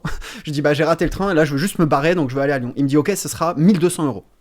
Et là je lui dis ouais je m'en fous, je me tire d'ici. Et donc je me suis barré et je suis retourné sur Lyon. J'ai pris mes 2 jours off et je suis revenu 2 jours plus tard pour jouer le main event des WSOP Europe. Et j'ai parlé de personne, à personne de cette main et juste je me suis cassé et j'ai fui. Voilà. Donc voilà l'anecdote. Est-ce que c'est... Il était connu le mec qui a s'appelle... gagné pas tant que ça, il joue encore, hein, mais je crois pas qu'il soit très connu. Misraki. C'est Humbert, Jules Humbert, je crois. Jean Humbert, voilà pour l'année. Non, il a pas fait Top Chef. Donc voilà pour l'anecdote. Et est-ce qu'elle était vraie? Est-ce qu'elle était fausse? Alors, vas-y, Adrien, je te laisse. moi j'ai ma casquette d'inspecteur et j'aimerais avoir plusieurs informations. Peux-tu me confirmer la date à laquelle ça s'est passé? L'année au moins. 2011. 2011, d'accord. Ensuite, quel est le tournoi? 2500 € Six Max. Ok. Il veut vérifier si je redonne les mêmes informations. C'était le main event. Déjà, les Airbnb en Non, 2011. c'est un 2500 Six Max et je bust et je reviens 2 jours plus tard pour jouer le main event des WSOP. Je rajoute un peu de contexte. Je pense pas que les Airbnb existaient en 2011 déjà. Donc il y a soit défaut de langage, soit mensonge. Et non, mais vu comme tu l'as, je pense qu'il y a une part de vrai, mais jusqu'à aller prendre le taxi, t'es pas un sputard comme ça de mettre 1K2. Parce que là, tes frais, ça va pas du tout. Hein. Tu mets 50% du buy dans des frais sur un tournoi, donc là, vraiment, c'est pas rentable. Donc, c'est vrai, ça, il avait des bonnes influences. Mais pourquoi il est rentré à Lyon et pas à Grenoble? Parce que j'avais mon ex qui habitait Lyon. Et j'avais pas envie de parler de poker avec personne. Et je sais qu'à Grenoble, on allait me poser des questions sur les HH. Tu te justifies quand même assez rapidement, t'as l'air impliqué pour le justifier parce que t'as envie qu'on dise que c'est vrai, donc je vais dire faux, même si t'as l'air super quand même, super confiant et assez fluide quand tu racontes, je vais dire faux. Bah de toute façon, mec j'ai préparé de toute façon. Okay. C'est risqué mais... Une grosse part de vrai, mais il y a un détail qui va pas. Mais bon, tu peux nous brain hein. Alors... Moi je sais pas, ça sent sincérité, je pense qu'en tout cas il y a une grosse partie de vrai dans tous les cas. Alors sachez qu'un de vous deux a raison. Oh, et je suis content parce que j'ai bien brain Adrien. J'ai bien brain Adrien en faisant exprès de rajouter des éléments et qui se disent que du coup je veux le brain et tout. C'est complètement vrai, tout était vrai, il y a rien de faux. La seule chose qui peut-être est débattable, c'est est-ce que c'était 1400 ou 1200 € le prix du taxi, je me rappelle pas. Mais tout est vrai. Estime, alors j'étais pour le coup plutôt un sputard complètement, donc là t'es dans le faux en plus. Mais juste en fait, j'ai eu un tel choc de passer, d'avoir un influx émotionnel, de chute chip leader, tout le monde était là en mode ah machin, un truc. Et genre à Busto en 1 heure, que genre littéralement j'ai eu un don et j'étais là, me parlais plus et je pouvais voir personne. Et j'ai fui. Et c'était la seule solution que j'ai trouvée pour me barrer. Voilà. Incroyable. Bah ouais. Ça devait être extrêmement difficile à vivre, je pense, en vrai. En vrai, j'en rigole. C'est drôle. Live, en plus, drôle, on en rigole. Sur le moment, c'était dur. Et j'ai mis 2 jours complètement off. Et je suis revenu, j'ai joué main des WSOP Europe. Et je les cache, je crois. Donc, franchement, j'avais été content de mon niveau de jeu. Donc, j'avais réussi à me remobiliser, quoi. Voilà. Okay. Bah, très cool cette anecdote. Merci pour le partage, mon Flav. N'hésitez pas à nous dire dans le chat ce que vous en avez pensé. Et on va finir par un petit quiz. Enfin, finir. Après, il y aura un petit Starbucks. Vous voulez pas qu'on squeeze le quiz là, ça fait déjà 1h15 de record là. C'est bon, on passe à autre chose, non? Ça va être un peu long, ça va faire un peu long. C'est un quiz sur le Adrien, t'as tes chances. Je connais pas le festival. Alors, je vais vous briefer sur le quiz. C'est un quiz sur l'histoire des WSOP. Ok, Adrien, t'es mort en fait. Quelle aubaine. Même pas moi. C'est de l'acharnement, je vous le dis. Mais ça va apporter un peu de culture G. Un peu de culture G poker. Ça va faire plaisir. Première question. En quelle année sont apparus les WSOP Europe? 2004, 2007, 2010 ou 2013? 2013. 2007, je vais snap ça comme ça. Alors, je dirais 2010, parce que de mémoire, le premier WSOP Europe, c'est à Londres, et c'est l'année où Saout il fait étape finale des 2 main events. Je crois que c'est ça le bail. Eh bien, c'est 2007. 1-0. Oh, je suis en tête. Et du coup, c'était pas World Series Londres? Alors, je peux pas dire plus d'infos parce qu'il y a la question suivante qui est laquelle de ces villes n'a jamais accueilli Ah merde, j'ai donné des munitions à Adrien. Je t'écoutais plus. Londres, Berlin, Cannes ou Anguin-les-Bains? Ah, c'est facile. Je mets la pression, tu sais, tout de suite. Alors, C'est giga facile. Laquelle de ces villes n'a jamais accueilli Pense les au WSOP festival. Europe? Pense- Je Anguin-les-Bains, regarde où c'est Cannes, Anguin-les-Bains. Berlin et Londres. Non. Stop. Tu utilises pas ton clavier, toi. Anguin-les-Bains, Non, je tu connais connais pas. pas? Non. On n'utilise pas son Je sais, clavier. clavier. Hors je de Paris. regarde vous là, c'est bon, j'ai les noms là. Pense au festival EPT. Berlin, je verrais pas Berlin. Et Anguin-les-Bains, je pense que c'est un brain, sinon c'est vraiment un truc. Anguin-les-Bains, c'est peut-être Deauville en plus, s'il faut. Allez, on va dire Berlin. Non, mais arrête, ça n'a rien à voir. Berlin, c'est. Enfin, Deauville, c'est à l'ouest de Paris. Berlin. Anguin, c'est à l'ouest. Tu me brain. Putain, c'est Tu me Berlin. brain. C'est Le Berlin, Berlin, évidemment que enculé. c'est Berlin, mais putain, quel chatard, quoi. C'est bon, Clique au Anguin-les-Bains. pif et il tombe là. Et vous avez tous les deux Non, faux, non. les gars. Vous Bah avez non, tous les je deux les ai- faux. Mais non. C'est Londres. Il n'y a jamais eu de Ouais, bah, WSOP c'est que Europe. t'as à mal Londres. recherché ton truc, il y a eu Londres. C'est bon. Non, j'ai bien cherché. Oh, la mauvaise Non, foi. non. C'était. Non, il y a Ah Londres. si. Ah, bah non, il y a Ah, si, Londres. t'as raison. Mec, j'ai joué les 3, donc tu peux pas m'avoir, de toute façon. Ah ouais, c'est les 3 premiers qui sont à Londres en fait. J'ai fait une question Ah, déjà piège, qu'on mais- s'est fait lyncher parce qu'on faisait des quiz foireux, mais alors Non, là, mais là, on est foutu. C'est Berlin. Il y a jamais eu Berlin. Il y a pas eu World Series Europe Berlin. Non, Berlin sûr en 2015. Berlin sûr. En fait, elles sont toutes Berlin. là. En fait, il y a eu Londres de 2007 à 2010, Cannes 2011-2012, Anguin-les-Bains 2013, Pose en 2014, 2015 Berlin, Pose en 2016 et Rosvadov 2017 à Oui. 2025 et À Prague Berlin. à 2026. Berlin T'es 2015. sûr de ça? Véridique, monsieur. Ben, Alors, c'est mes ok, infos. ok, ouais. Il y a un truc. Bah sur lequel non, je pense- ton info c'est qu'il y avait pas eu Londres, mec, alors que. Je sais pas pourquoi j'ai mis Londres ou alors j'ai mis Attends, Skri- est-ce qu'on est sûr que Attends, les premiers je suis WSOP bête, là. Europe c'était bien en 2007 là? Parce que je commence à me dire qu'il m'a bien niqué. Si, c'est 2007, ça c'est sûr. Mais je crois que c'est. Alors, il y a- Bon, bref, peu importe. Ouais, alors, ce qui se passe déjà, C'est c'est une pour erreur sur le le prochain quiz. Toujours Déjà, un tu zéro pars avec pour un Adrien. malus, Robin. Non, je pense que c'est. Allez, faut qu'on arrête les trucs. Faut qu'on- Ouais, mais bon, Flav Ok, il a 5 malus. Ok, donc je serais 2007 bon, quand c'était même. bien Londres, ok. Et ensuite, là où je te crois, Robin, c'est quand tu me Ok. dis que t'as préparé le quiz juste avant l'émission et que t'étais à la bourre. Ça, par contre, y a pas de doute. C'est peut-être ce qui m'a pas aidé, ouais. Mais j'ai quand même une Moi, ce troisième stylo, question ça qui me peut vous fait- ça me rappelle départager. des mauvais souvenirs. Ou pas.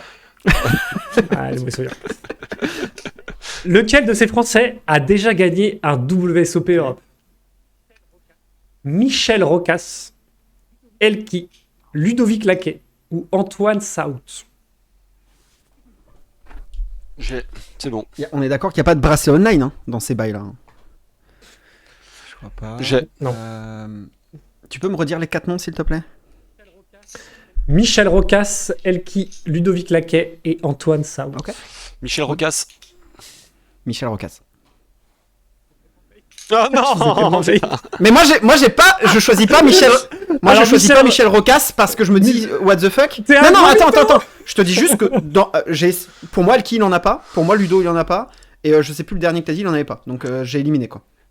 Alors, faut juste savoir que Michel Rocas n'est pas un joueur qui existe. J'ai mis Ah, juste un nom random. ça a très très bien marché. Moi, C'est j'étais trop content. Mais par contre, C'est Elki qui a gagné en 2011. Ouais, et t'as aussi Adrien Alain qui a gagné en 2013 à Anguin-les-Bains. Antoine Saout fait runner-up en 2017 à Rosvadov.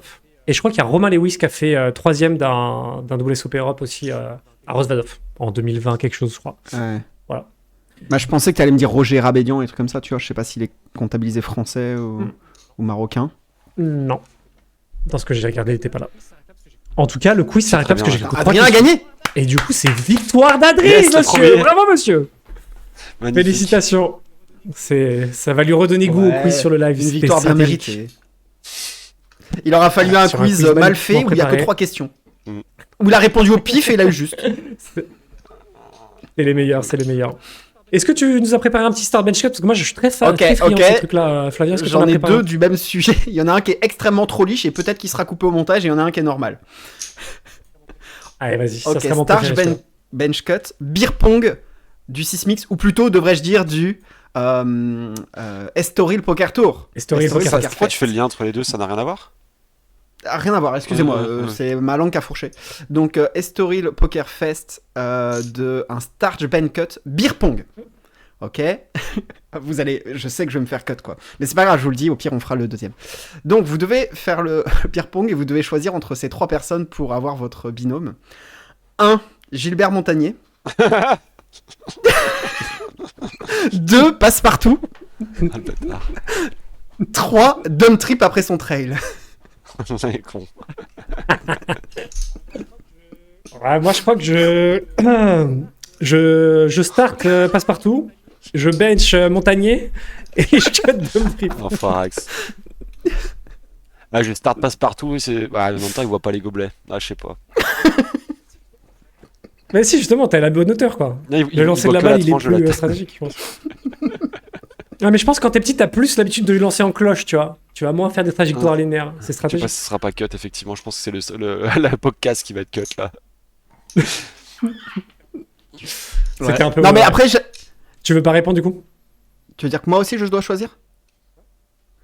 Ah, Ah non, je voulais pas. start, je pense, je start Gilbert Montagnier parce qu'il doit quand même avoir du bagage, je pense. Je bench passe-partout et Dom Trip après son trade. J'ai vu son état aujourd'hui, là, 24 heures après, genre, c'est mort, quoi. Il est cut. En plus, je suis nul. Et à la base, j'étais supposé vous proposer le même Starch Ben Cut, mais avec Rouhani, Z-Chance ou Romain des Inachevés. Lequel vous preniez dans votre équipe? Oh. Sachant que les trois, quand même, ils finissent bien torchés en général dans ce genre de jeu. Ah, j'hésite entre Vas-y, Adrien. Start Rouhani et Z-Chance parce que Z-Chance il a l'expérience, mais Rouhani il a l'air assez performant aussi. Mais je crois que je vais choisir l'expérience avec Z-Chance.